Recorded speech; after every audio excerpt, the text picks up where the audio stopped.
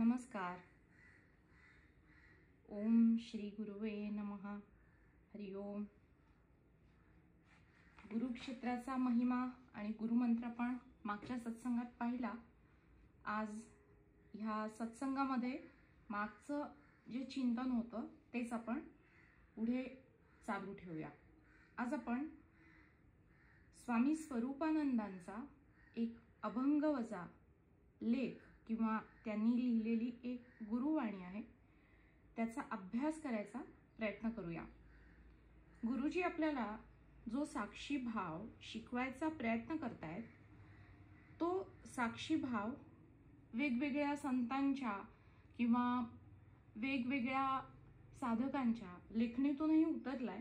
तर हा साक्षी भाव आपल्या जीवनामध्ये उतरण्यासाठी प्रयत्न करूया. वेगवेगळे संत, वेगवेगळे वाङ्मय प्रयत्न करूया. हा एक प्रयत्न आहे.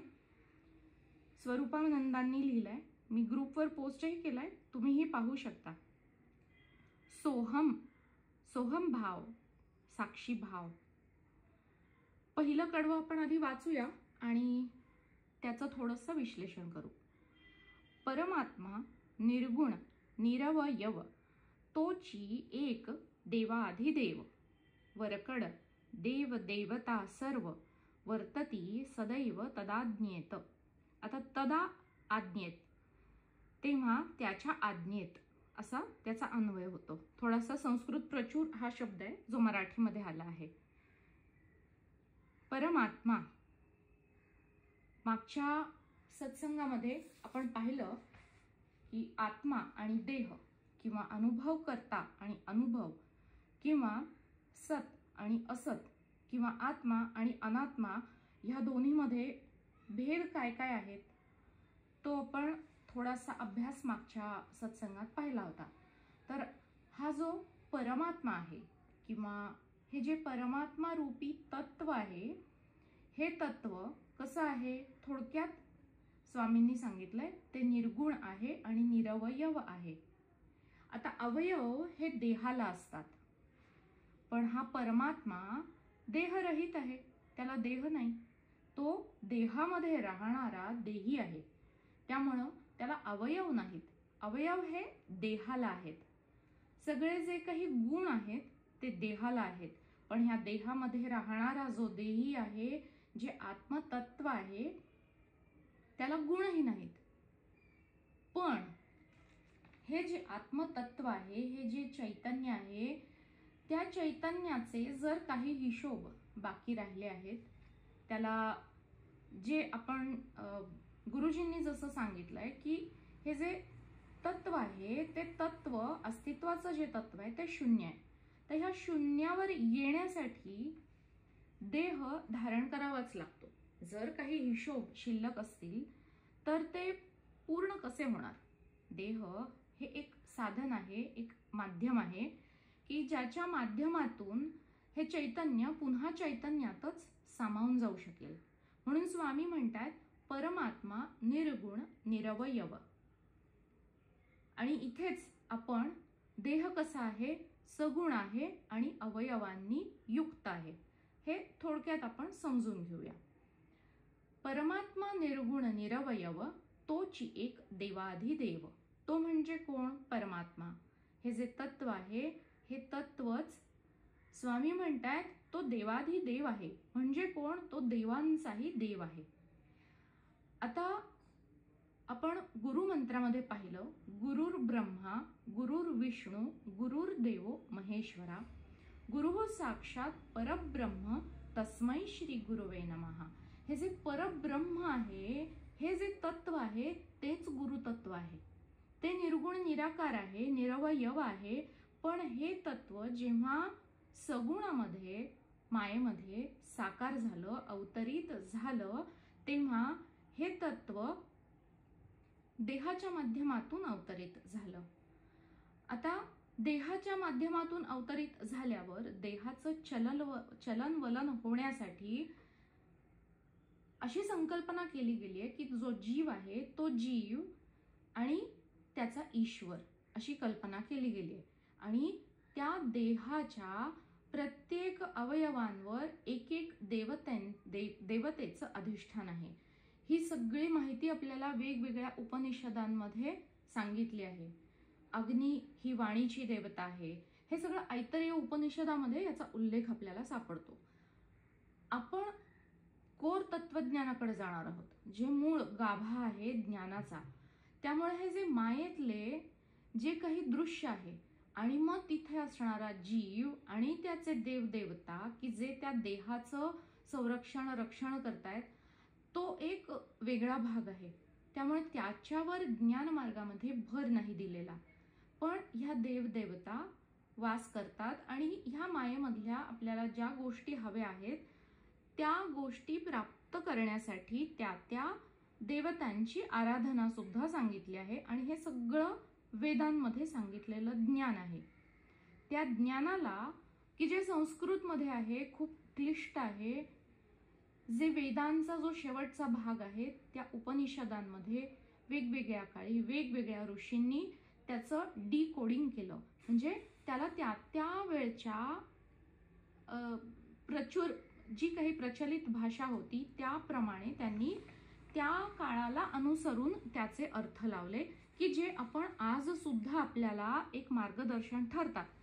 इतकं सगळं ज्ञान असून सुद्धा आणि ह्या सगळ्या उपनिषदांचं सार असणारी गीता असून सुद्धा ते आज आपल्याला अवघड वाटतं. हे आपण आचरणात कसं आणावं हा प्रश्न एका सामान्य माणसाला पडतो. म्हणूनच गुरुतत्व अवतरित होतं आणि हे निर्गुण असणारं गुरुतत्व सगुणामध्ये ब्रह्मा, विष्णू आणि महेश ह्या आधी देवतांच्या स्वरूपामध्ये ते अवतरित होतं. अशा ह्या देवता ज्या देहातल्या वेगवेगळ्या अवयवांशी निगडीत आहेत. आता पुढे ह्या अभंगवाणीत स्वामी म्हणतायत, पुन्हा एकदा परत वाचते. परमात्मा निर्गुण निरवयव तोची एक देवाधिदेव, वरकड देव देवता सर्व वर्तती सदैव तदाज्ञेत. हा जो परमात्मा आहे तो ह्या सगळ्या देवदेवतांच्या पेक्षा सर्वश्रेष्ठ वरचढ वरकड आहे. कारण ह्या सगळ्या देवदेवता सगुणातल्या आहेत आणि त्या अपर असणाऱ्या मायेतल्या देवदेवतांपेक्षा सुद्धा सगळ्यात श्रेष्ठ असं हे परमतत्व आहे, जिथे तो परमात्मा निर्गुण स्वरूपामध्ये स्थित आहे, जो नित्य आहे. ते सगळे गुण आपण पाहिले मागच्या सत्संगामध्ये. तर ह्या देवदेवतांचा स्वामी किंवा त्यांच्यापेक्षा सर्वश्रेष्ठ असं हे परमात्मा तत्व आहे.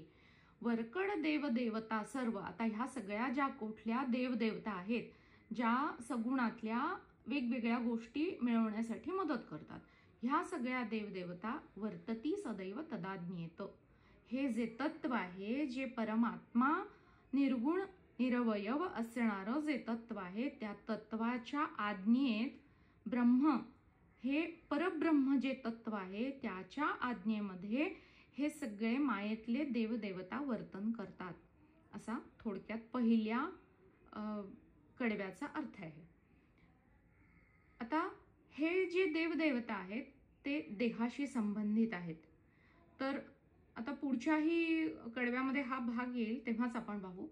पुढचा कडवा आहे सोहम भावे रात्रंदिन तेथे ठेविता अनुसंधान. तेथे म्हणजे कुठं? परब्रह्माच्या ठाई. परब्रह्म म्हणजे कोण? आत्मा तोची परमात्मा. परमात्मा म्हणजे परब्रह्म. हे जे तत्व आहे अस्तित्वाचं, सहा म्हणजे तो परमात्मा, तो परब्रह्म. आणि ते परब्रह्म कोण आहे? मीच आहे. पण मायेमध्ये आल्यावरती मी स्वतःला देह, मन, बुद्धी, मला ज्या वस्तू दिसत आहेत त्या, ते माझं घर, माझे नातेसंबंधी, मी काही जे मिळवलं आहे ते पद, प्रतिष्ठा, पैसा, नाव, लौकिक, अशा सगळ्या मायेतल्या गोष्टींशी मी स्वतःला अज्ञानामुळं माझी ओळख त्या गोष्टींशी जोडून घेतली आहे. तर हे सगळं विसरून जाऊन जे माझं सत्य स्वरूप आहे तो सहा, तो मी आहे. सोहम ह्या शब्दाचा अर्थ तो आहे. सोहम भावे रात्रंदिन म्हणजे रात्री आणि दिवस, दिवसातले सगळे प्रहर मी ह्या 6 म्हणजे परमात्म्याच्या, म्हणजे हे जे माझं तत्व आहे, जे परमात्मा म्हणजे तो सर्व व्यापी सर्वगत असणारं असं जे तत्व आहे की जे खरं म्हणजे मीच आहे, त्या तत्वाच्या अनुसंधानात मी रात्रंदिवस राहावं. सोहम भावे रात्रंदिन तेथे ठेविता अनुसंधान. आता गुरुजींनी आपल्याला ज्ञानदीक्षेच्या कार्यक्रमात सांगितलंय की हे अनुसंधान कसं साधायचं, साक्षी भावामध्ये साधायचं. कारण भाव आणि भावना ह्या चित्तामध्ये सतत चालणाऱ्या वृत्ती आहेत. कधी मी सुखी होतोय तर कधी दुःखी होतोय, कधी मला आनंद वाटतोय तर कधी मला डिप्रेस झाल्यासारखं वाटतंय, आज मला चैतन्य वाटतंय, उद्या मला वेगळ्याच काही भावना आहेत, स्ट्रेस आला आहे. हे सगळे भावना आहेत, वेगवेगळ्या भावना आहेत. तर त्या सगळ्यांच्या पैकी मी ब्रह्म आहे किंवा मी साक्षी आहे, मी द्रष्टा आहे, ह्या भावनांना अनुभवणारा मी एक अनुभव करता आहे. हा सुद्धा एक भावच आहे. पण हा भाव मायेतल्या सगळ्या भावांमध्ये सर्वश्रेष्ठ भाव आहे, जो आपल्याला ह्या सोहम भावात किंवा अहम ब्रह्मास्मी ही जी सगळ्यात उच्च अवस्था आहे त्या अवस्थेला नेऊन ठेवतो. आणि ती क्षमता आहे ह्या साक्षीभावाच्या साधनेमध्ये. मग ते कसं साधावं? सोहम भावे रात्रंदिन तेथे ठेविता अनुसंधान. कायम मी स्मरणात राहायचंय, अहम ब्रह्मास्मी, मीच साक्षी आहे, ह्या भावात राहायचंय, त्या सहाशी जो मीच आहे. पण मी स्वतःला डाऊनग्रेड करून घेतलंय आणि स्थूल देहामध्ये आलोय, तर ते माझं सगळ्यात उन्नत जे स्वरूप आहे त्याच्याशी अनुसंधान मी रात्रंदिन साधावं. सोहम भावे रात्रंदिन तेथे ठेविता अनुसंधान. देव देवता होऊनी प्रसन्न देती वरदान साधकाते. देव आणि देवता, आता देतो तो देव आणि राखतो तो राक्षस. ह्या दोन्हीच्या मध्यात आहे तो मनुष्य. मनुष्य देण्याच्या भूमिकेतून देवता होऊ शकतो आणि राखणं न देणं स्वार्थी बुद्धीतून तो राक्षसी वृत्तीकडे सुद्धा जाऊ शकतो. पण त्या गोष्टीची जी देवी किंवा देवता आहे ती देवता देण्यासाठीच आलेली असते. आणि त्या देवतेपेक्षाही सर्वश्रेष्ठ असं जे भद्र कल्याणकारी जे स्वरूप आहे, जे आत्मतत्व आहे, जे परमात्मा अस्तित्वाचंही तत्व आहे, त्या तत्वाशी जेव्हा एक साधक अनुसंधान साधतो तेव्हा त्या देवीचं किंवा देवतेचं काम न देताच आपल्यापणच साधलं जातंय. ते फक्त माध्यम बनणार आहे. तिच्या ठाई त्या मूर्तीच्या, देवतेच्या किंवा कुठल्याही शक्तीच्या ठाई फक्त आपला एक समर्पण भाव ठेवायचा आहे. कारण काहीही नाही, निर्गुण आपल्याला तिथे अनुसंधान साधणं अवघड होतं. आणि म्हणून आपल्या संस्कृतीमध्ये, आपल्या सनातन धर्मामध्ये ह्या देवी आणि देवता ह्या सर्किट डायग्रॅम्स आहेत. जसं आपल्याला कोणत्या प्रकारची ऊर्जा हवी आहे त्याप्रमाणे ती सर्किट डायग्रॅम बनवली जाते. आणि वीज त्यातून वाहिली की आपल्याला हवी ती त्या प्रकारची शक्ती मिळते. म्हणजे काय, आपल्याला जर गार हवंय तर त्या इलेक्ट्रिसिटीला आपण पंख्याच्या सर्किट डायग्रॅममधनं फिरवतो आणि गार वारं येतं. तेच सर्किट डायग्रॅम वेगळ्या पद्धतीने अरेंज केलं की इस्त्रीनी गरम होऊन कपड्यांना प्रेस केलं जातं. तसं ह्या देवी देवता एक सर्किट डायग्रॅम आहेत. साधकांना जे मायेतल्या ज्या गोष्टी हव्या आहेत त्या मिळाव्यात, ते सुखी व्हावेत, आनंदी व्हावेत, समाधानी व्हावेत, ही ह्या देवी देवतांची इच्छा आहे आणि त्यासाठीच त्या बनलेल्या आहेत. आणि मग ते आशीर्वाद देऊन त्या साधकाला प्रसन्न होतात. आणि ते आता इथे काय होतंय, हे जर अनुसंधान आपण ह्या तत्वाशी साधतोय तर त्यांचं कामही हलकं झालं, त्या आपसूक प्रसन्न होतात आणि प्रसन्न होऊन त्या साधकांना वरदान देतात. तथास्तु तथास्तु. पुढच्या कडव्यामध्ये स्वामी म्हणतायत सोहम म्हणजे आत्मा, तो मी. सोहम म्हणजे मी, आपण हे पाहिलं आत्ताच. शुद्ध, बुद्ध, नित्य स्वामी. हा आत्मा, हा परमात्मा कोण आहे? तो स्वामी आहे. तो कसा आहे? तो नित्य आहे, निरंतर आहे. आज आहे, उद्या नाही, असा नाही आहे तो. तो सदाकाळी आहे, अनादि आहे, अनंत आहे, निरंतर आहे. कुठलाही क्षण असा नाही की तो नाही. आणि तो कसा आहे? शुद्ध आहे, निर्मळ आहे, ज्याच्या ठाई कोणताही मळ नाही.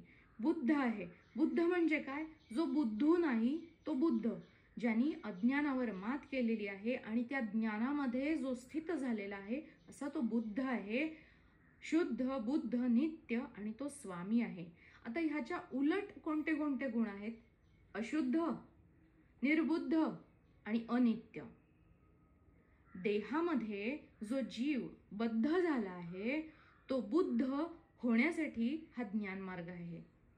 देहामध्ये येऊन तो विकारांनी अशुद्ध झाला आहे. मग आता हे विकार कोणते?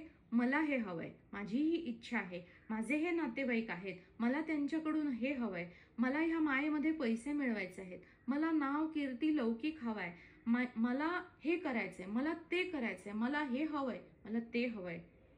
हे जे हवं पण आहे ना, हे हवं नको पण उत्पन्न झाल्यामुळं, आणि हे सहज घडत नाहीये, हे मला हवंय.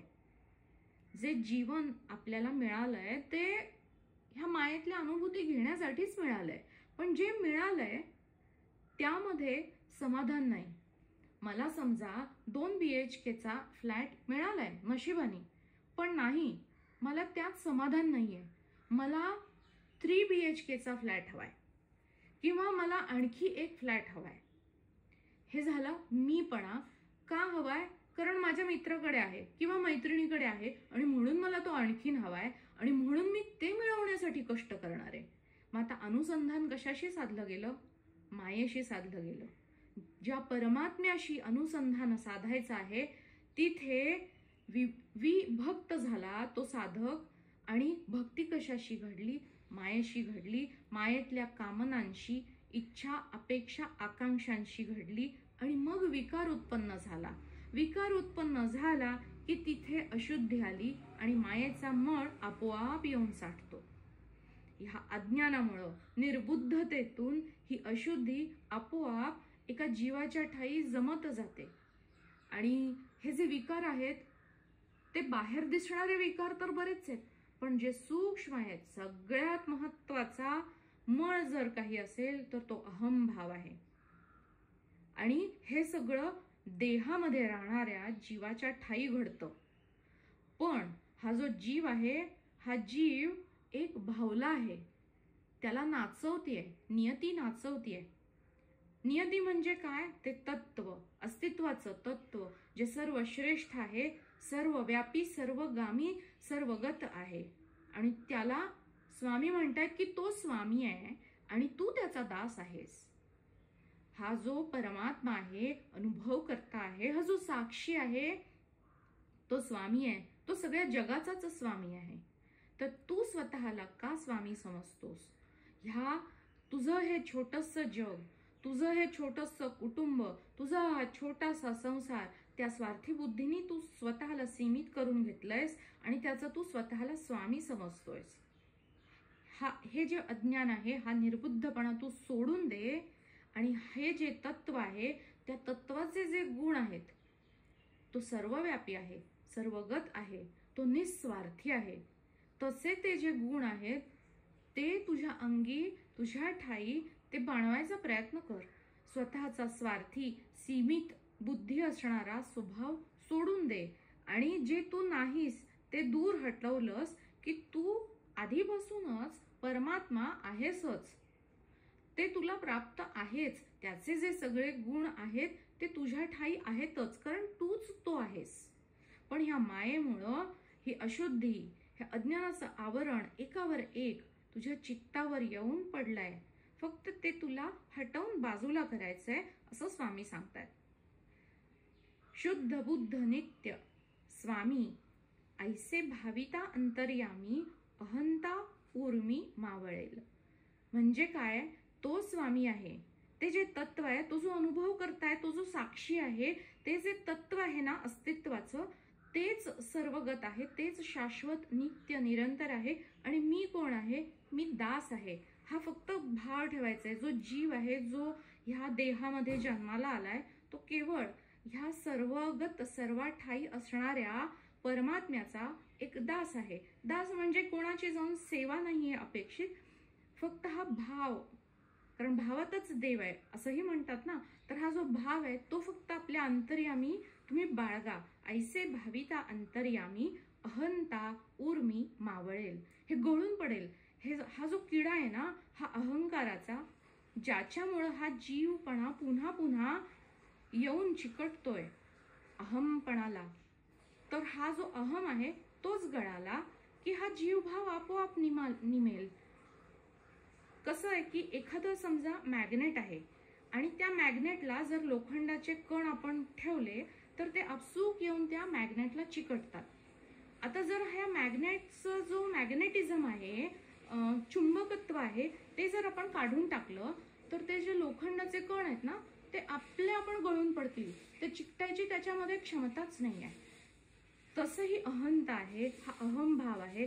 हा अहमभाव जर आपण रोजच्या रोज ह्या साक्षी भावामध्ये राहून पाहत राहिलो की माझा अहमभाव कुठे डोकावर काढतोय, तो जो साप आहे तो फणा वर काढणारच आहे, त्याच्याकडे फक्त पाहायचंय. गुरुजी सांगतात तुम्ही फक्त पहा, साक्षी भावामध्ये राहा आणि पहा, ह्या अहमभावाकडे पहा. तुम्ही पाहिलं की त्याला कळेल की मी डोकं वर काढलंय, मी फणा वर आलेला आहे आणि मग तो आपण मावळेल. त्याला जेवढा आपण मारायचा किंवा खाली करायचे प्रयत्न करू तेवढा तो अजून वर फणा काढेल. त्यामुळं त्याच्याशी झगडूही नका. अगदी सहज भावामध्ये केवळ त्याला पहा आणि स्मरण ठेवा की सोहम, सहा अहम, मीच साक्षी आहे, मीच अनुभव करता, हे मी अस्तित्वाचं तत्व आहे आणि हे सगळे जे अनुभव आहेत त्या अनुभवांना अनुभव करणारा मी फक्त द्रष्टा मात्र आहे, बाकी काहीही नाही. तर पुढच्या कडव्यात स्वामी म्हणतायत, देह भाव समूळ जावा, अखंड आत्मभाव राहावा. देह भाव समूळ जाण्यासाठी आपण मागच्याच सत्संगामध्ये पाहिलं होतं. देह आणि आत्मा किंवा अनुभव आणि अनुभव करता किंवा आत्मा आणि अनात्मा ह्याच्यातले सगळे जवळजवळ फरक पाहिले होते. काही राहिलेही असतील, पण जितके आठवत आहेत तेवढे आपण पाहायचा प्रयत्न केला. तर आता हा जो देह आहे हा क्षणभंगूर आहे. कसा? आपण लहान असताना एक छोटंसं बालक असतो, मग थोडंसं मोठं झाल्यावर तारुण्य, त्यानंतर प्रौढ, मग वृद्ध, मग जराजर्जर आणि मग मृत्यू. ह्या अवस्था आहेत. ह्या सगळ्या अवस्थांना अनुभवणारा हा देही आहे आणि ह्या देहाच्या अवस्थांना बदलताना तो पाहतोय. आता मग ह्या अवस्था ज्या बदलतात त्याला म्हणतात अवस्थांतर.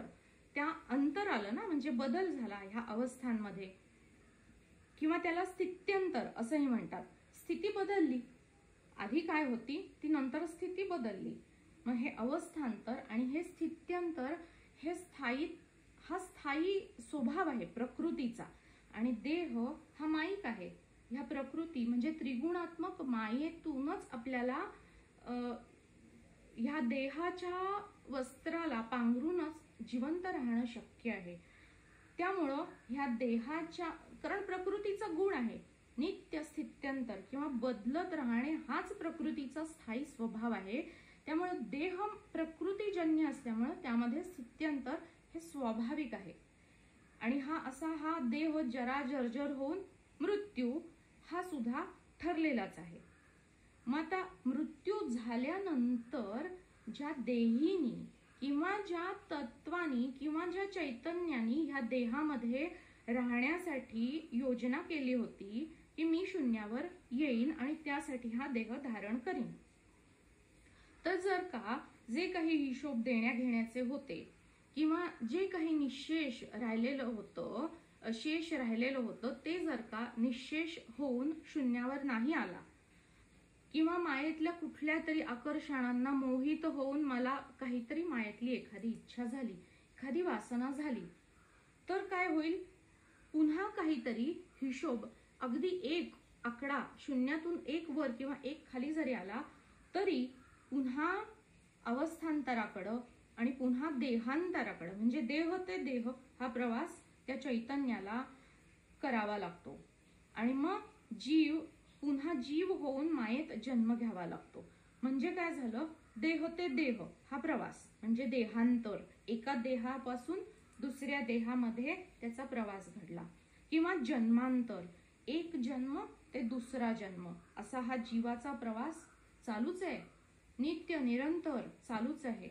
आणि 84 लक्ष योनींमध्ये हा जीव प्रवास करत करत सगळ्यात उन्नत अशा मनुष्य योनीमध्ये येऊन ठेपलाय. म्हणजे आपल्याला 84 लक्ष वेळेला हा मृत्यूचा हा सामना करावा लागलाय आणि मग आपल्याला हा सगळ्यात प्रगतीच्या शिडीवर सगळ्यात वर चढलेला असा हा मनुष्य देह मिळालाय. त्यामुळं ह्या देहाला माईक किंवा प्रकृतीचं जे काही सगळे गुण आहेत ते समजून ह्या देहाचं काय उपयोग आहे ह्या मायेमध्ये राहून. कारण देह म्हणजे मी नाही, देह ही उपाधी आहे आणि आपण देहाचं स्थित्यंतर पाहिलं म्हणजे परिवर्तन हे देहामध्ये घडणार आहे हे निश्चित. मग परिवर्तन म्हणजे काय आपण पाहिलंय ज्ञानदीक्षेच्या कार्यक्रमामध्ये. परिवर्तन जे परिवर्तनशील आहे ते अनुभव ह्या श्रेणीमध्ये मोडतं आणि ह्या अनुभवांना अनुभव करणारा मी द्रष्टा मात्र आहे, जो ह्या देहामध्ये राहतोय. देह हा केवळ एक अनुभव आहे. जसे बाहेरच्या सगळ्या गोष्टींचा मला अनुभव होतो तसंच मला माझ्या देहाचाही अनुभव होतो. किंवा दुसरी गोष्ट आपण अशीही पाहू शकतो की जे माझं म्हणतोय, मग ते माझं मन, माझा देह, माझे विचार, हे जे माझं आपण म्हणतो ना, ते सगळे अनुभव ह्या श्रेणीमध्ये येतात. ते मी नाही. मग ती कोणतीही गोष्ट असू दे, माझे आई वडील, माझा मुलगा, माझं घर, माझा देह, माझी गाडी, जे काही माझं आहे ते सगळं अनुभव ह्या श्रेणीत मोडतो. मग आता हा अनुभव म्हणजे काय आहे, देह आहे ज्यात परिवर्तन घडत आहे आणि हा देह असत आहे. पण असत असूनही त्यामध्ये सत असणारं चैतन्य आतमध्ये नित्य वास करतंय. जे परिवर्तन आहे त्या परिवर्तनाला अनुभव करणारा एक सत्य तत्व असणारा परमात्मा त्याच देहामध्ये विद्यमान आहे. मग अधिष्ठान हा परमात्मा आहे आणि त्याची उपाधी म्हणजे हा देह आहे. हा देह म्हणजे अनुभव आहे आणि मी म्हणजे अनुभव करता आहे, द्रष्टा आहे, साक्षी आहे, जे परम असं तत्व आहे अस्तित्वाचं. आणि स्वामींनी काय म्हटलंय, मी म्हणजे जर परमात्मा आहे तर मी म्हणजे स्वामी आहे आणि देह किंवा ह्या देहाची इंद्रिय ही माझा दास आहेत. पण होतं काय, आपण अज्ञानामध्ये ह्या इंद्रियांचेच दास होतो, ह्या देहाचेच दास होतो आणि ह्या देहाचंच रक्षण, भक्षण, पोषण, प्रजनन करण्यात अख्खा जन्म वाया घालवतो. ह्या इंद्रियांचे आपण दास होतो आणि इंद्रियांना जे हवंय तेच पुरवण्यात आपण अख्खं जीवन वाया घालवतो. इथे ती जागृती आणायचा हे सद्गुरु तत्व ही गुरुवाणी आपल्याला सचेत करतेय, जाग करतेय. ह्या मायेच्या अज्ञानातून जाग करायचा प्रयत्न ह्या शब्दांच्या माध्यमातून होतोय की साधका तू पहा, तू कोण आहेस, तू स्वामी आहेस आणि तुझा देह, तुझी इंद्रिय आणि तुझे हे सगळे अनुभव हे तुझे दास आहेत. तू त्यांना तुझ्या पायाशी ठेव, तू त्यांची सेवा नको करत राहू आयुष्यभर. ते सगळे तुझी सेवा करण्यासाठी नियतीने तुला बहाल केलेले सगळे अनुभव आहेत, त्यांचा तू पुरेपूर वापर करून घे आणि जे दिसतंय त्या मृगजळाच्या मागे न धावता जे दिसत नाहीये त्या परमात्मा तत्वाशी तू कायम अनुसंधान साध. ते साक्षीभावामध्ये राहा, स्वतःला जाग करत राहा अधूनमधून. जसे आपण अलार्म लावतो ना सकाळी जाग होण्यासाठी, तसे हे अलार्म आपल्याच मनामध्ये तू वाजवत राहा आणि सतत अनुसंधान साधायचा प्रयत्न कर. कारण कोणतीही कामना असू दे, कोणतीही इच्छा असू दे, तो मायेतला विकार आहे. कोणतीही वासना मग ती मायेतली, म्हणजे ती एखादी गोष्ट असो काय, किंवा माझा प्रियतम प्रिय सखा असो, किंवा आपल्या नातेवाईकांशी संबंधित कोणतीही इच्छा असो, किंवा मला घर हवंय, किंवा मला घर विकायचंय, कोणतीही इच्छा असू दे. वासना हा शब्द संस्कृत धातूपासून आलाय, वसन. वसन म्हणजे राहणे. ही वासना पृथ्वी तत्वाची आहे, जी जड आहे. या वासनेमुळं हा जो मी आहे, जो परमात्मा आहे, तो जड होतोय. आणि मग त्याला वसन करण्यासाठी ह्या जड अशा स्थूल पृथ्वी तलावर यावं लागतंय. आणि तिथं राहण्यासाठी घर, जसं आपल्याला राहायला घर लागतं तसं ह्या परमात्म्याला राहायला देहरूपी घर लागतं. त्याशिवाय तो ह्या मायेमध्ये जगू शकत नाही. त्यामुळं पुन्हा पुन्हा हे देहरूपी वस्त्र पांघरावं लागतं. कशामुळं? वासनेमुळं. वासनेच्या संगे लागे पुन्हा जन्मास येणे असं म्हणतात. मग होतंय काय? शिळ्या कढीलाच पुन्हा ऊत. शिळीच आहे, कढी शिळीच आहे, तीच पुन्हा उकळली जाते. ज्या काही कामना आहेत, इच्छा आहेत, वासना आहेत, त्या शिळ्या आहेत. शिळ्या म्हणजे कशा? ह्या जन्मातल्या किंवा कालच्या नाही आहेत, त्या मागच्या जन्मातल्याच आहेत. जर त्या आपण ह्याच जन्मामध्ये पूर्ण केल्या नाहीत आणि मी आता तृप्त आहे, मी संतुष्ट आहे असं स्वतःचं जर समाधान करून नाही घेतलं तर पुन्हा ह्या शिळ्या कढीलाच ऊत येणार आहे आणि तो पुन्हा पुन्हा असाच ऊत येतच राहणार आहे. आणि मग पुन्हा पुन्हा हे देहांतर आणि पुन्हा पुन्हाच जन्मांतर ह्या जीवाला अनुभवावं लागेल. आणि मग देहाचा स्वीकार करताना, जन्माला येताना केवढ्या अनंत यातना होतात. आणि जन्माला आल्यानंतर तर हा भवसागर आहे जो दुःखांनीच भरलेला आहे. मनभर दुःख आणि कणभर सुख असंच प्रत्येकाला अनुभव येईल. कारण आपल्या ज्या इच्छा असतात त्या बाहेर मायातल्या असतात आणि ते नाही मिळालं की दुःख हे निश्चितच आहे. त्यामुळं स्वतःलाच जाग करायची एक सूचना, संकेत इथे स्वामींनी दिलाय. मग आता कसं जाग करायचं?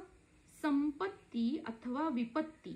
संपत्ती म्हणजे छान समृद्धी आहे, सगळं सगळं आहे, जे आहे ते देवानी दिलंय ते त्याचं आहे असं समजावं. अथवा विपत्ती. विपत्ती म्हणजे वाईट परिस्थिती, संकट किंवा अडचणी. जैसी असेल दैवगती. आता जर का छान चांगलं चांगलं चाललं आहे तरी सुद्धा त्या चांगलं चाललेल्या आयुष्यामध्ये अनुसंधान जर सोहमचं साधलं तर ह्याच जन्मात मुक्ती शक्य आहे आणि ती आज आत्ता इथेच शक्य आहे. विपत्ती असेल तर दुःखी न होता ती विपत्ती, ते संकट, ते आयुष्यामध्ये येणं गरजेचं होतं. मी कुणाला तरी दुःख दिलंय तर ते दुःख कसं असतं त्याची अनुभूती जोपर्यंत हा जीव घेणार नाही, ज्या जीवाने देह भावातून जे कुकर्म केलं होतं ते कुकर्म कसं असतं त्याची अनुभूती ह्या देहालाच घ्यावी लागणार आहे. पण मी देह आहे का? नाही. मी देहाला अनुभव करणारा अनुभवकर्ता आहे, साक्षी मात्र आहे. आणि मी कायम सोहम त्या परमात्म्याशी अनुसंधान साधून आहे, कारण तोच मी आहे. आणि मग विपत्ती आली तरी येऊ दे, मला जर शून्यावर येण्यासाठी ही विपत्ती मला मदत करतेय, जशी नियतीची रचना आहे त्याप्रमाणे घडतंय. तर वाहत्या प्रवाहाबरोबर जर आपण वाहत राहिलो तर नदीचा प्रवाह शेवटी सागरालाच जाऊन मिळतो. आणि ही तर ज्ञानगंगा आहे, ज्ञानाचा अथांग सागर आहे, तिथेच जाऊन आपण आपसूक मिळणार आहोत. मग उलट्या दिशेत पोहत जाण्याचे प्रयत्न कशासाठी करायचे? स्वामी म्हणतात, संपत्ती अथवा विपत्ती जैसी असेल दैवगती, साक्षीत्वे भोगोनी साराविती. ती साक्षी भावामध्ये राहून भोगायची आहे किंवा उपभोगायची आहे. वाईट भोग भोगून संपतील, चांगले भोग उपभोगून संपतील. पण मी ना ते चांगले भोग उपभोगणारा आहे, ना वाईट भोगांना भोगणारा मी दुःखी पण आहे. ना सुखाने मी हुरळून जाईन, ना दुःखाने मी गलितगात्र होऊन जाईन. मी केवळ साक्षी भावातून जे घडतंय ते पाहतोय. मग आता हे असं का बगर पाहायचं? कारण ज्ञानेश्वरीमध्ये म्हणले, विषयांच्या ठाई एकनिष्ठता नाही. एक अद्वैत हे जर अस्तित्वाचं तत्व आहे, तर ह्या मायेतले हे जे विषय आहेत त्या विषयांच्या ठाई एकनिष्ठता नाही. म्हणजे काय? आज सुख आहे तर उद्या दुःख आहे. काही क्षण मला चांगलं वाटतंय पण पायाला ठेच लागली की पुढच्या क्षणी मला दुःख आहे. ना सुख शाश्वत आहे ना दुःख शाश्वत आहे. ह्या विषयांच्या मुळे त्या इंद्रियांना ते भोग अनुभवावे किंवा उपभोगण्याची इच्छा होते आणि ते नाही मिळाले की दुःख होतं. त्यामुळं हे जे विषय आहेत, मग ते दुःख असू दे किंवा सुख असू दे, त्यांच्या ठाई एकनिष्ठता नाही. कारण प्रकृतीचा गुण आहे सतत स्थित्यंतर होत राहणं, सतत अवस्थांचं बदलणं, अवस्थांतर घडत राहणं, सतत बदलणं हा नियमच आहे प्रकृतीचा. उन्हाळा, पावसाळा आणि हिवाळा हे ऋतू एका पाठोपाठ एक येतच राहतात. आणि मी ह्या सगळ्यांना अनुभव करणारा, ह्या सगळ्यांचा द्रष्टा मात्र आहे, अनुभव करता आहे, साक्षी आहे. जसं ऋतुचक्र बदलतं, उन्हाळ्यानंतर नेहमीची येतो मग पावसाळा, पावसाळ्यानंतर हिवाळा, तसंच ह्या जर वासना किंवा इच्छा किंवा कामना किंवा अपेक्षा जर ह्या मायेतल्या काही शिल्लक राहिल्याच, तर हे देहांतर म्हणजे एका देहातून दुसरा देह घ्यायला लागणं, आणि जन्म झाल्यावर मृत्यू आला तर मृत्यू हा शेवट नसतो. ती राहिलेली इच्छा, वासना, अपेक्षा किंवा कर्मांचे हिशोब ते चुकते करण्यासाठी पुन्हा जन्म, म्हणजे जन्म, मृत्यू आणि जन्म म्हणजे जन्मांतर, हा प्रवास त्या जीवाला करावाच लागतो. मग एकदा जर समजलं की विषयांमध्ये एकनिष्ठता नाही, हे विषय आत्ता हे दाखवतायत तर उद्या भलतंच काहीतरी दाखवतायत. जसं आळवावरचं पाणी असतं, आपल्याला सुंदर दिसतो तो पाण्याचा थेंब, पण तिथे ते काही क्षणच दिसतं. थोडंसं पान हल्लं की ते आळवावरचं पाणी लगेच खाली पडून जातं. तसे हे विषय आहेत. आळवावरचं पाणी काही क्षणभराचं सुख आणि मनभराचं दुःखच ह्या भवसागरामध्ये हा नियम आहे, हे ठरलेलं आहे. मग आपण त्या सगळ्या भोगांची अपेक्षा, इच्छा का ठेवावी? म्हणून स्वामी म्हणतायत, साक्षीत्वे भोगोनी साराविती ती दूर सारा. चांगलंही असू दे किंवा वाईटही असू दे, सुखानी ना हुरळून जा, दुःखानी ना आहत व्हा. काहीच करू नका. ही माया आहे, मिथ्या आहे, दृष्टीचा आभास आहे. दिसतंय म्हणून मानायचं, दिसतंय की मी कुटुंबातला एक आहे म्हणून ते मानायचं. नाटकात जशी एखादा नट भूमिका करतो, तसा मी माझ्या आयुष्याचा नट आहे किंवा मी नटी आहे. त्या आयुष्यातल्या नटाभोवती सगळी पात्र फिरत असतात, तसा मी माझ्या आयुष्याचा नट आहे, मी माझ्या आयुष्याचा स्वामी आहे. हा देह माझा दास आहे. ह्या देहातल्या सगळ्या ज्या गोष्टी मला मिळालेल्या आहेत, प्राप्त झाल्या आहेत, मन, बुद्धी, विचार, ते सगळं माझा दास आहे. त्या सगळ्यांना मी नियंत्रणामध्ये ठेवलं पाहिजे, ना की मी त्यांचा दास होऊन त्यांची सेवा केली पाहिजे. हा भाव आपल्या अंतरी मुरवून स्वामी म्हणतात की हा साक्षी भाव जो आहे तो साक्षी भाव कायम ठेवा. आणि हे जे काही जीवन आपल्या समोर येत आहे ती वाहती गंगा आहे. त्या गंगेमध्ये जे काही भोग आहेत भोगून संपवा, चांगले अथवा वाईट, आणि सगळंच बाजूला सारा. कारण गीतेमध्ये सुद्धा म्हणलंय, समत्वम योग उच्यते. कोणत्याही गोष्टीची जी सम असते, म्हणजे सम म्हणजे काय, आपण जेव्हा वजन करतो, भाजी वगैरे विकत घ्यायला जातो तेव्हा तागडी असते, तराजू असतो, आणि तराजूची 2 पारडी असतात. एकात 1 किलोचं माप आणि दुसऱ्या ह्याच्यात भाजी. जेव्हा सम येते म्हणजे तो मधला काटा बरोबर मध्यावर येतो, तेव्हा ते 1 किलोचं माप तोललं जातं. तसं प्रत्येक गोष्टीला समभावामध्ये तोला. जेवढं सुख तेवढंच दुःख महत्वाचं आहे, किंवा तेवढंच ते काहीही काडीमोल आहे. जितकं दुःख काडीमोल तितकं सुख काडीमोल. किंवा जितकं सुख हे महत्वाचं आहे तितकंच ते दुःखही महत्वाचं आहे. दोन्हीला तेवढंच वजन द्या, दोन्हीची किंमत तेवढीच करा. ना कशाला जास्ती समजा ना कशाला कमी समजा. आणि हे मध्यामध्ये राहूनच योग साधता येतो. योग कशाशी साधायचा आहे? सोहम, मीच तो आहे, मीच तो परमात्मा आहे, हे अनुसंधान साधण्यासाठी जेव्हा हा योग आपण मायेमध्ये राहूनच साधतो तेव्हा पद्मपत्रमिवांभसा, पद्म म्हणजे कमळ, पत्र म्हणजे त्याचं पान, कमळ पत्राप्रमाणे ह्या मायेमध्ये, मायेचा चिखल आहे हा त्रिगुणांचा, जे दिसतंय ते सगळं चिखलच आहे, काहीच त्यात राम काहीच नाहीये. पण कमळ जसं ह्या चिखलामध्ये राहूनच वरच्या दिशेत उमलतं आणि कमळाचं पान सुद्धा त्या चिखलानी कधीच त्याला चिखल कधी लागत नाही किंवा पाण्याने ते कधी ओलही होत नाही, तसं ह्या संसारामध्ये ह्या मायेमध्ये राहून सगळ्यात राहून आपल्याला अलिप्त राहायचंय, विरक्त राहायचंय. आणि त्या कमळाप्रमाणे ते जे ज्ञान कमळ आहे, जे ज्ञानाच्या सूर्याच्या प्रकाशाच्या दिशेने उमलतं, तसं ह्या मायेत राहूनच ते होणं शक्य आहे. आणि म्हणूनच हा देह, हे देहरूपी वस्त्र आपण परिधान केलंय. हे एक साधन आहे जे आपल्याला आपलं साध्य साधण्यासाठी पुरेपूर मदत करणार आहे. त्याचा वापर आपण कसा करून घेतोय हे अनुसंधान सोहमशी साधण्यासाठी आपण त्याचा वापर करणार आहोत का आपल्याला मायेतल्या गोष्टी मिळवण्यासाठी स्पर्धा भाव ठेवून मीच पहिला किंवा मी हे मिळवलं, मी ते मिळवलं, ही फुशारकी गाजवण्यातच आपलं आयुष्य आपण वाया घालवणार आहे. हा प्रत्येकाचा आपला आपला निर्णय आहे, आपली आपली रुची आहे.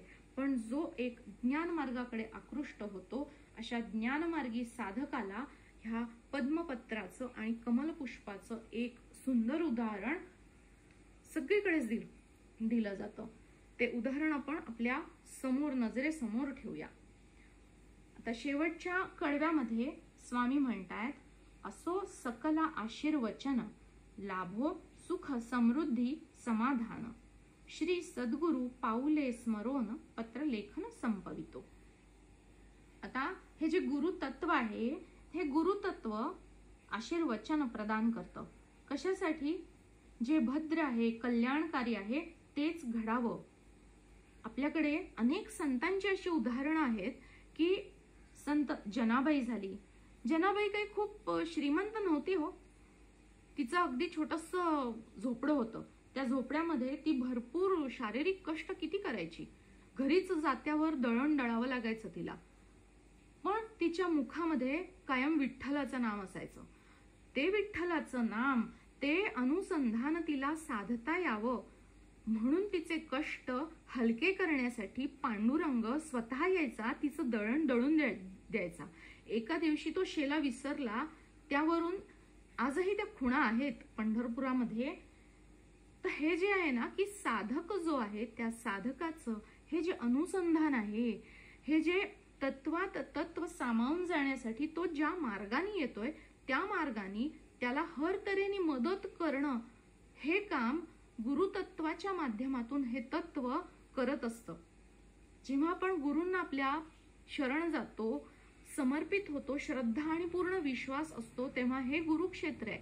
आपल्याला कुठून ना कुठून तरी कायम संकेत मिळतच राहतात की ते कसं आपल्याला सहाय्यकारी आहे.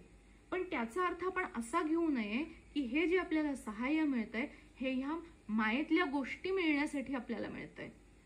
हे मायेतल्या गोष्टी मिळतात हा त्याचा उपलक्ष आहे किंवा तो साईड इफेक्ट आहे.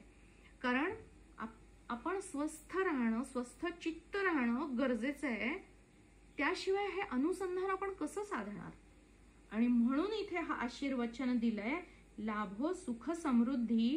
हे सुख समृद्धी नंतरचं जे समाधान आहे ना ते खूप महत्वाचं आहे. जेव्हा एखाद्या साधकाची जी काही इच्छा आहे, जी त्याला प्रारब्धाने शक्य होणं, मिळणं किंवा प्राप्त होणं शक्य आहे, ती जर 10 वर्षांनी मिळायची असेल तर ती लवकर मिळावी हे आशीर्वचनामुळं घडू शकतं. पण त्याच्या प्रारब्धातच नसेल तर ते काही केल्या त्याला मिळणार नाही. आणि ते न मिळण्यातच त्यांनी समाधान मानणं हेच तर उपलब्धी आहे ज्ञान मार्गाची. आणि हे सगळं घडावं, प्रत्येक साधकाला ह्या मायेमध्ये आल्याचं, हे जीवन मिळाल्याचं, हे सगळे अनुभव घेऊन अनुभवांनी समृद्ध झाल्याचं तृप्ती मिळावी, समाधान मिळावं आणि ह्या जीविताची इति कर्तव्यता व्हावी. जे लक्ष समोर घेऊन हा जीव जन्माला आलाय ते त्याचं लक्ष ह्याच जन्मामध्ये साधावं म्हणून गुरुतत्व कायम आशीर्वचन देत असतं. कायम हे गुरूंचे आशीर्वाद एका साधकाच्या पाठीशी असतात. आपल्याला काय करायचंय? आपल्याला केवळ ह्या गुरुक्षेत्राशी जुळवून घ्यायचंय, आपलं अनुसंधान साधायचं आहे. एक व्हायब्रेटरी फ्रिक्वेन्सी असते. हे विश्व त्या स्पंदनांवरती स्पंदनशील आहे. ती वारंवारिता फ्रिक्वेन्सी त्या स्पंदनाची आहे, पण आपण त्या स्पंदनावर स्पंदन पावत नाहीये, व्हायब्रेट होत नाही आहोत, म्हणून सगळा झोल आहे. मग त्या स्पंदनशीलतेशी आपल्या स्वतःचं अनुसंधान वेगवेगळ्या माध्यमातून, वेगवेगळ्या मार्गात, वेगवेगळ्या माध्यमातून साधलं जातं. ते एकदा साधलं गेलं की गुरुक्षेत्राचे आशीर्वाद आणि कृपा ही ह्या असं म्हणतात भरूनच आहे. आणि प्रत्येक जीवाचा प्रवास ह्या ज्ञानसागरापर्यंत यावा म्हणूनच ह्या मायेची रचना झाली आहे. ह्या मायेतल्या सगळ्या गोष्टींना बाजूला सारून जर आपण ह्या गुरुतत्वाशी, परमतत्वाशी, परमात्म्याशी, जो मीच आहे, जे माझं मूळ स्वरूप आहे, त्या मूळ स्वरूपाशी सतत अनुसंधान साधत राहिलो तर सगळ्यांच्याच शिरावर ही गुरुकृपा सतत वर्षतच आहे. मग त्याची अनुभूती यायला वेळ लागणारच नाही. तर हे स्वामींचं जे आशीर्वचन होतं त्याबद्दलचं हे विवेचन आजच्या सत्संगाच्या निमित्ताने जे गुरुक्षेत्राने जे शब्द माझ्या समोर मांडले त्यावर चिंतन करायचा प्रयत्न केलाय. आशा करते की तुम्हालाही त्या चिंतनाचा लाभ जरूर होईल. आणि तुमचे काही प्रश्न असतील तर जरूर विचारा. खूप सुंदर विवेचन केलं. धन्यवाद. काय गुरुक्षेत्राचंच आहे आपलं, तर काहीच नाही. माझा प्रश्न असा होता, माझा अपरोक्ष अनुभव असं सांगतो की देव वगैरे काहीच नसतं, मीच सर्वव्यापी आहे. तर इथे बोललं गेलेलं आहे की देव वरदान देतो, तर हे मला काही याच्याबद्दल सांगा. होय, हे सगळ्या मायेतल्या गोष्टी आहेत. आता प्रत्येकच धर्मामध्ये देव ही संकल्पना मानली गेली आहे. म्हणजे शक्तीची उपासना जे करतात ते त्या देवीची उपासना करतात. आता सध्या नवरात्र चालूच आहे. नवरात्रामध्ये 9 देवींचे 9 अवतार आणि प्रत्येक अवताराचं महात्म्य आपल्याला माहितीच आहे. ज्या शक्ती स्वरूपिणी देवीनी महिषासुर मर्दिनी जिचं नाव आहे, जिने महिषा नावाच्या असुराचं मर्दन केलं, हा असुर कुठं बाहेर नाहीये, तो कलियुगामध्ये आपल्याच आत आहे. आपल्याच आतमध्ये राक्षसी वृत्ती सुद्धा आहेत आणि दैवी वृत्ती सुद्धा आहेत. आणि मग ह्या जर मी काहीतरी समोर एखादा फोटो ठेवला किंवा एक मूर्ती ठेवली तर मला अनुसंधान साधणं की माझ्यातले हे दैवी गुण वाढावेत, त्यासाठी ही जी काही एक श्रद्धा आहे, मग त्याला तुम्ही गुरूंचा फोटो ठेवा, गुरुची पावलं ठेवा, पण एक श्रद्धास्थान काहीही ठेवलं तर ती श्रद्धा आपल्याला नक्कीच फलदायी ठरते. आणि ह्या मार्गातूनच सगळ्यात शेवटी ज्ञान मार्गाकडे येता येतं. पण ज्ञान मार्ग सुद्धा शेवटी हेच सांगतो की जोपर्यंत तुम्ही श्रद्धा ठेवत नाही, तुमचा अहमपणा बाजूला ठेवत नाही, पूर्ण ह्या गुरुक्षेत्राला, आपल्या गुरुदेवांना, जो कोणी तुमचे गुरु आहेत त्यांना शरण जात नाही, समर्पित होत नाही, तोपर्यंत जे गुरुक्षेत्राला द्यायचंय ते तुम्हाला प्राप्त होऊच शकणार नाही. एक शिष्यभाव कायम ठेवण्यासाठी ही संकल्पना आहे. मग ती प्रत्येकाने आपल्या रुचीनुसार ठरवावी की मला कोणत्या मार्गाचं हे आहे. ते सर्किट डायग्राम्स आहेत. आता ते प्रत्येकाचं आपलं आपलं श्रद्धास्थान आहे. आणि जो कोणी ह्या निर्गुणाची उपासना करतोय त्याच्यासाठी तर खूप सोपं आहे. पण मग त्याला मायेतल्या कुठल्याच गोष्टी दिसता कामा नयेत. त्याला द्वैत असूनही ते दिसता कामा नये. जे कबीरपंथी आहेत ना, जे गूढ आहे, जे अचानक एकदम एका क्षणी प्राप्त होऊ शकत नाही, म्हणूनच ह्या द्वैतामध्ये राहून अद्वैत कसं साधायचं, त्यासाठी हे देव, गुरु ह्या सगळ्या संकल्पना मांडल्या गेल्यात की ज्या सर्वतोपरी सहाय्यकारी आहेतच. आणि अर्थात हा प्रत्येकाचा आपला आपला आपली आपली श्रद्धा आहे, आपल्या आपल्या कल्पना आहेत. सगळ्या कल्पना मात्रच आहेत. सत्य केवळ एक आहे. ते होण्यासाठी जे आवश्यक आहे त्याचा आपण फक्त उपयोग करून घ्यायचा, एवढंच आहे. आणखी काही शंका? माझी एक फ्रेंड आहे, तिला पण ज्ञान मार्गात रुची आहे आणि मी बोलतो त्याबद्दलही ती सहमत असते आणि इंटरेस्ट दाखवते. पण काय आहे, माझा तिच्याबद्दल आकर्षण भाव आहे आणि मला तिला ज्ञान मार्गात जोडायचं आहे. ज्ञान मार्गात विरक्ती खूप येते, तर मला भीती वाटते की त्या विरक्तीमुळे त्याच्यामध्ये प्रभाव पडतो. तर जोडून की नाही घेऊया वेदामध्ये मी आहे, तर जरा मार्गदर्शन करा. तुम्हाला नक्की काय हवंय ते आधी तुम्ही निश्चित करा. तुम्हाला मायातलं आकर्षण आत्ता जास्त जर खुणावत आहे तर ते तुमचं ध्येय आहे, मग ते गाठा. जे तुम्हाला जास्त महत्वाचं वाटतंय ते आधी ध्येय ठरवा. कारण जे आवश्यक आहे, जे होणं ते व्हायलाही हवंय. मायेची रचना ही त्यासाठीच आहे. त्यामुळे हा प्रत्येकाचा वैयक्तिक आहे आणि त्यामुळं असा काही अख्ख्या आयुष्याचा कुणी निर्णय दुसऱ्यासाठी घेणं किंवा दुसऱ्यांच्या विचारांवर ठरवणं हे काही ज्ञान मार्गाचं हे लक्षणच नाही. कारण एक साधक तोच आहे जो स्वतःचे निर्णय स्वतः घेईल, मत अनेकांची विचारेल, पण स्वतःचा अपरोक्ष अनुभव, तर्क ह्याच्यावर स्वतःचं ध्येय काय आहे ते निश्चित करून त्याप्रमाणे आपले प्रयत्न करायचे आहेत. ठीक आहे, मला असं वाटतं 5:30 झाले आहेत. खूपच वेळ झालाय आज. तर आजच्यासाठी तुमचे सगळ्यांचे आभार.